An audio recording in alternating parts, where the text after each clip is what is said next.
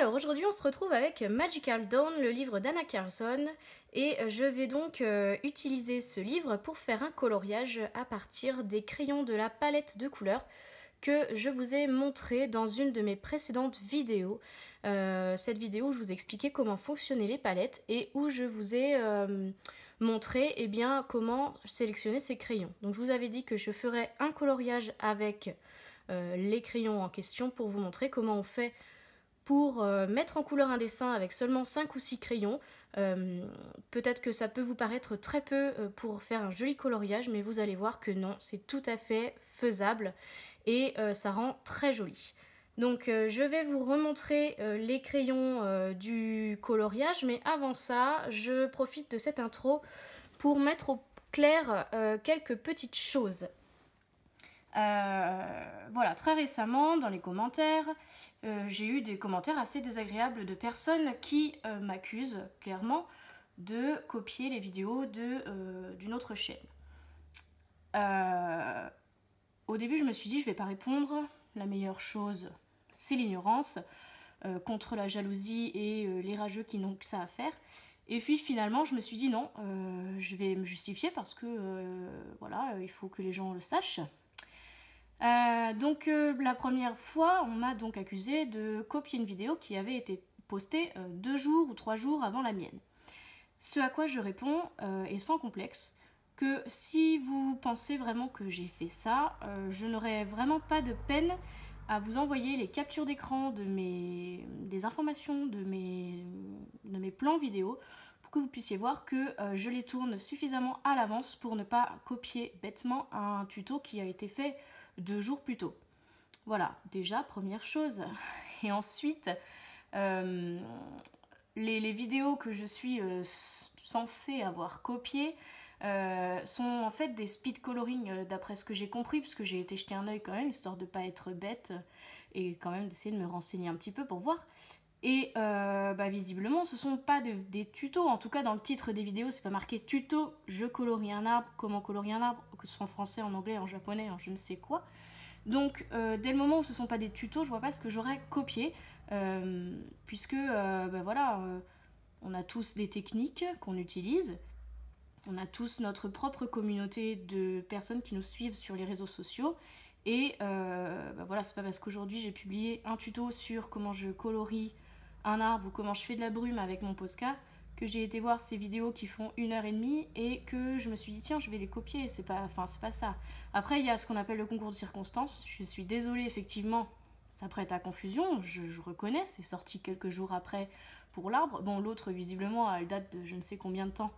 Donc je vois pas pourquoi je passerais mon temps à aller chercher où je pourrais puiser mes idées, surtout que si vous lisez les commentaires de mes vidéos, vous verrez que ce sont des choses qui me sont demandées. Donc je vais pas les copier en me disant « Ah super, ça peut intéresser du monde ». Non, on m'a demandé comment je faisais ma brume, donc hop, je vous montre. Maintenant, effectivement, on est plein à faire ça, je suis pas la seule, et j'ai pas la prétention de copier qui que ce soit. De la même façon que quand je suis plus ou moins recopiée, je vais pas le dire, je vais pas m'en plaindre. Maintenant, effectivement, je fais partie des gens qui préfèrent être cités, clairement. Ça m'est déjà arrivé qu'on recopie mes coloriages quasiment du tout au tout sans me citer et j'aime pas ça. Donc moi quand je m'inspire de quelqu'un, je le cite et ça m'est arrivé, vous pouvez aller voir sur ma chaîne Facebook, ça m'est arrivé et je dis de qui je m'inspire. Voilà, quand je vois une chaîne qui modifie son générique 2 jours après le mien, enfin pas 2 jours mais peut-être 2 semaines après que je sois arrivée sur YouTube pour faire un générique qui ressemble un peu au mien, j'ai rien dit. J'ai pas de copyright là-dessus, on a tous le droit de faire ça. Voilà, c'est pas grave en soi. Et comme je disais dans un commentaire précédemment, est-ce que dès le moment où on choisit de partager les choses, elles nous appartiennent toujours ? Je suis pas sûre. Donc je pense qu'il faut accepter aussi de voir les choses sur différentes plateformes, faites de différentes manières, parce que visiblement ce que j'ai aperçu, déjà il fallait le trouver dans la vidéo, et en plus c'était pas forcément fait de la même façon. Voilà, je vous laisserai le loisir de regarder si vous avez du temps à perdre, ou si vous connaissez cette vidéo, vous savez de quoi je parle, mais j'ai pas besoin d'aller copier quelque chose pour exister, et je trouve ça malsain, donc je ne le fais pas, et j'aime pas qu'on me le fasse, donc voilà. Donc sur ce, je vais quand même continuer parce que vous êtes là pour voir ce coloriage et je commence à parler beaucoup. Donc je vais vous montrer les crayons comme je vous avais promis. Alors, le premier c'est le PC 1011. Ensuite, vous aurez besoin du 917, du 939, le 921 et le numéro complémentaire, le 996. Ce à quoi, comme je vous l'avais dit, j'ajoute le noir et le blanc. Donc voici pour les crayons. Je vais vous laisser tout de suite avec le coloriage en accéléré. Je ne vais pas vous expliquer de technique particulière puisque ce n'est pas le sujet. C'est simplement de vous montrer comment je fais pour mettre en couleur un coloriage à partir d'une palette. Voilà!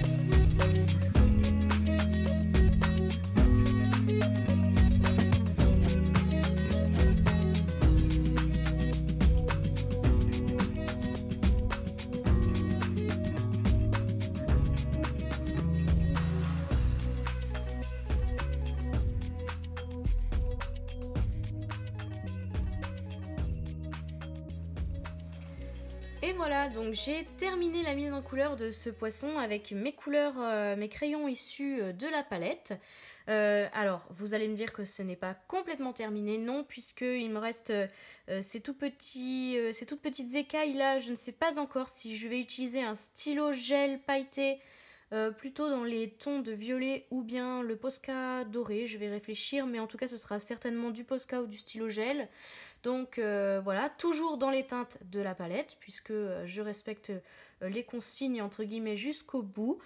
Voilà, donc comme je vous avais prévenu, je ne sais même plus si je vous l'ai dit, bref, c'est pas grave, je ne fais pas le fond aujourd'hui avec vous, puisque je vais le garder pour faire peut-être un autre tuto, je ne sais pas encore, mais dans tous les cas, voilà ce qu'on peut faire à partir d'une palette, et vous voyez que ça reste super harmonieux et que le fait d'avoir seulement 5 couleurs, ça ne freine pas du tout pour avoir un coloriage qui soit joli. Moi j'adore le rendu de ce poisson, je le trouve super coloré et évidemment les couleurs sont très harmonieuses, donc on ne peut pas se louper en choisissant les couleurs d'une palette.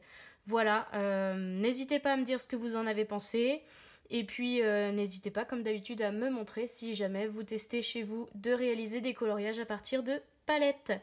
Voilà, merci beaucoup d'avoir regardé cette vidéo, à bientôt pour la prochaine et en attendant comme d'habitude, restez connectés. Salut!